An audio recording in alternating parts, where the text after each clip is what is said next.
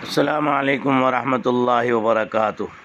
اعوذ باللہ من الشیطان الرجیم، بسم اللہ الرحمن الرحیم۔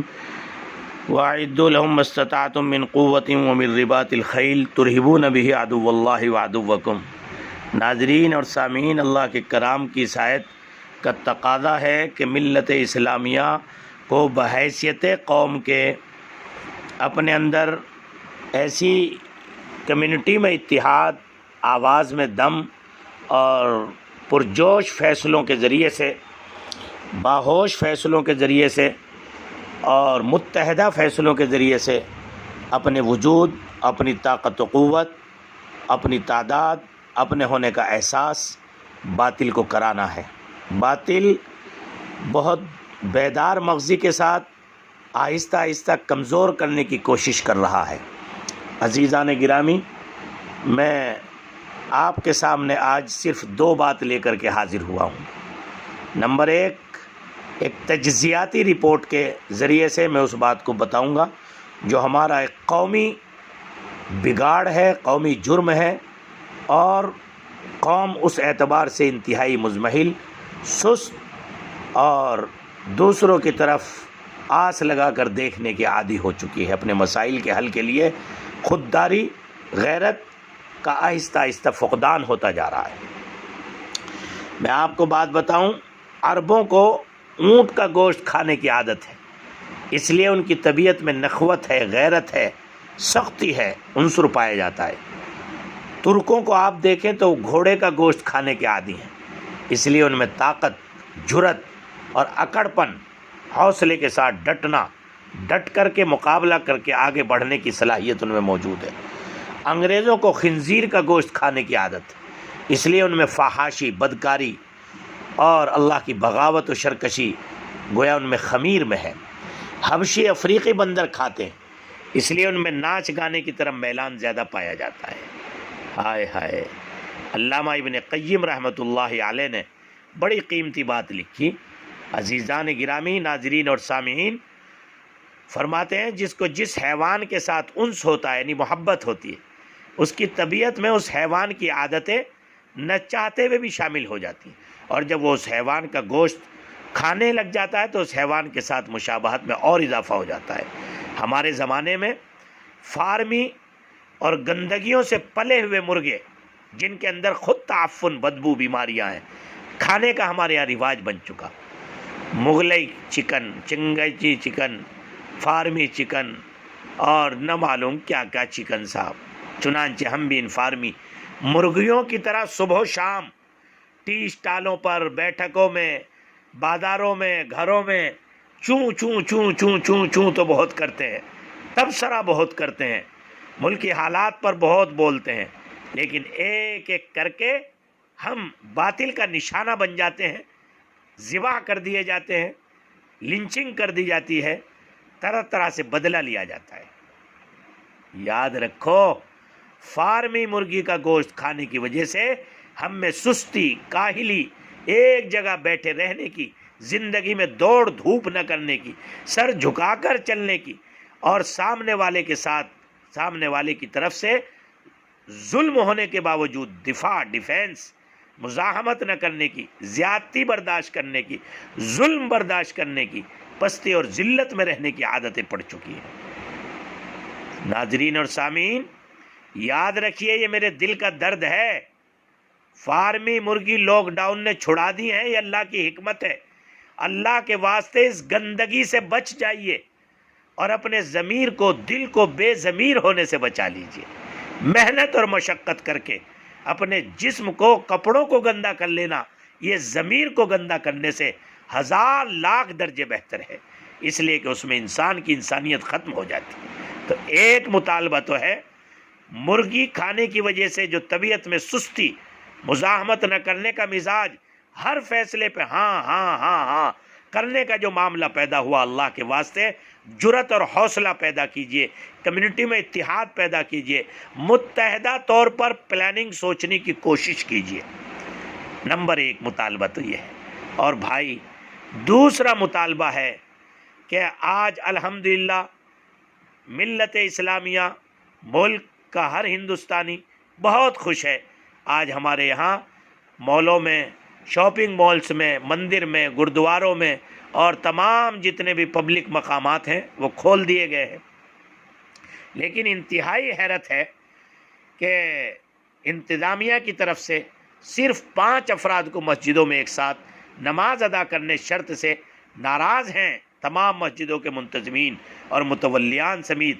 دارالعلوم دیوبند جو ساری ملت اسلامیہ کے دلوں کی دھڑکن ہے، جنگ آزادی کا ہیرو ہے، جس کے درسگاہوں سے پیدا ہونے والے 55,000 سے زائد علماء نے اپنے لہو سے بالا کوٹ کی پہاڑیوں اور اس ملک کو سینچ کر اس ملک کے چمن کو آباد کیا تھا، ہائے ہائے، وہ ملت کا ترجمان افسوس کر کے کھڑا ہوتا ہے اور کہتا ہے، ہمارے اکابر کے معتمد ام المدارس دارالعلوم دیوبند کے مسند نشین، محتمم، باوقار، اپنے وقت کے عارف باللہ حضرت مفتی ابوالقاسم نعمانی صاحب دامت برکاتہم العالیہ، جو لاکھوں کروڑوں انسانوں کی ترجمانی کرتے ہیں، پورے ملک کی نہیں، ایشیا کی ترجمانی کرتے ہیں۔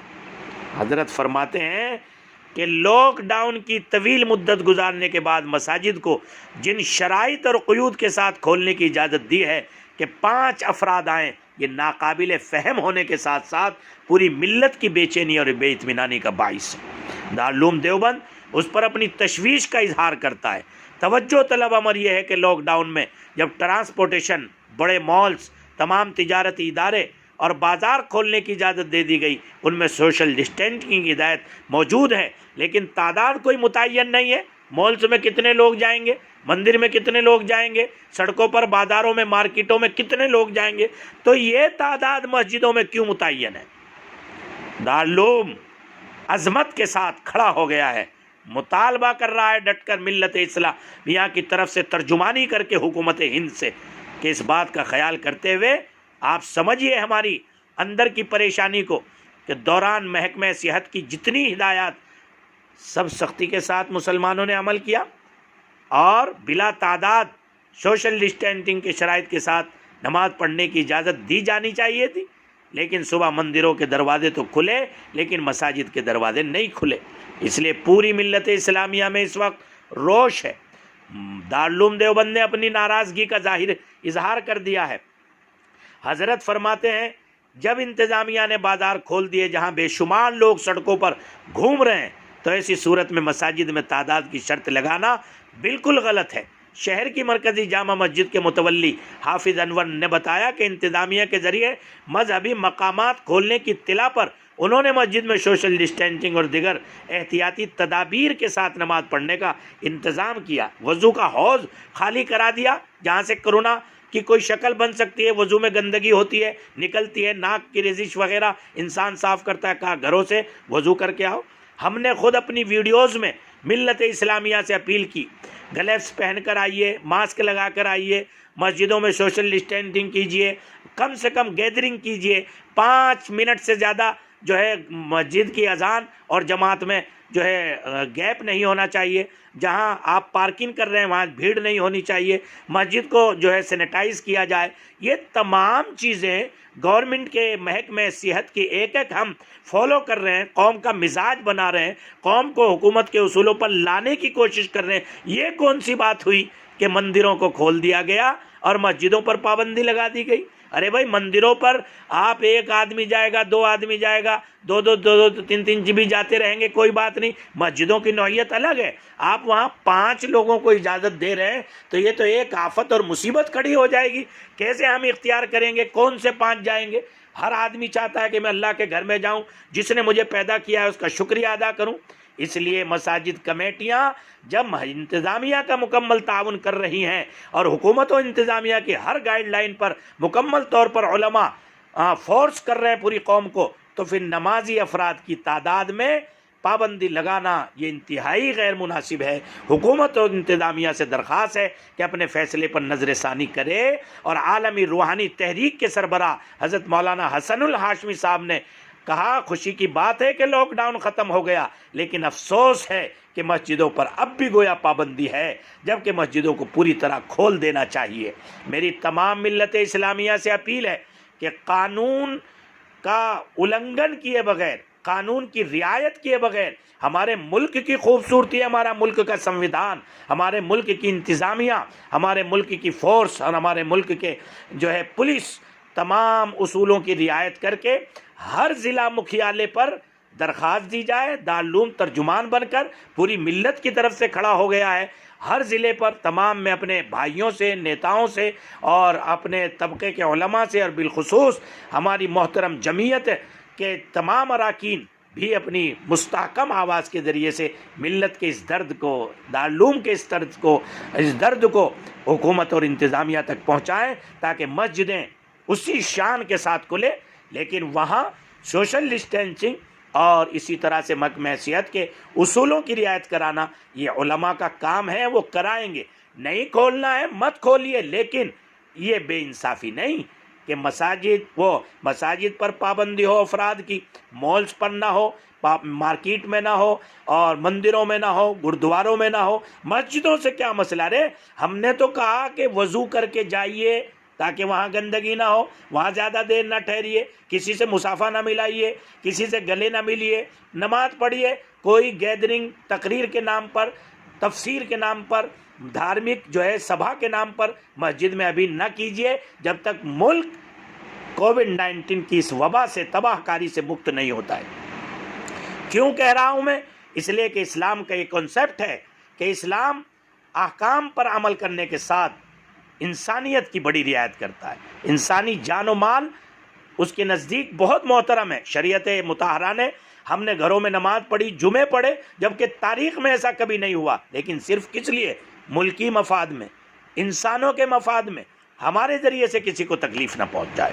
تو جب پوری قوم نے حکومت کی قوانین کی رعایت کی ہے، آج حکومت کو چاہیے کہ مسجدوں پر بغیر کسی بھید بھاؤ کے اپنی رعایت وہاں پوری بشاشت کے ساتھ، خوشی کے ساتھ مسجدوں کو بھی ایسے ہی کھولے جیسے مندروں کو کھولا ہے۔ آپ کو کھولنا نہیں ہے تو دھارمک تمام استھلوں پر جب تک آپ اچت نہیں سمجھ رہے پابندی لگا دیجئے، نہ مسجد کھلے گی، نہ مندر، نہ گردوارے اور نہ عیسائیوں کے چرچ کھلیں گے۔ کوئی بات نہیں، جہاں 2 مہینے سے پڑھ رہے ہیں 1 مہینہ اور پڑھیں گے، لیکن یہ ناانصافی کر کے قوم میں بے اعتمادی نہ پیدا کیجئے، تشویش نہ پیدا کیجئے اور ملت اسلامیہ کو مزید غمزدہ نہ کیجیے۔ بس انہی الفاظ کے ساتھ میں اپنے بھائیوں سے اپیل کروں گا کہ اس پر بیداری لائیے اور گورنمنٹ کی قانون کی رعایت کرتے ہوئے اس آواز کو انتظامیہ تک پہنچائیے۔ وآخر دعوانا ان الحمدللہ رب العالمین۔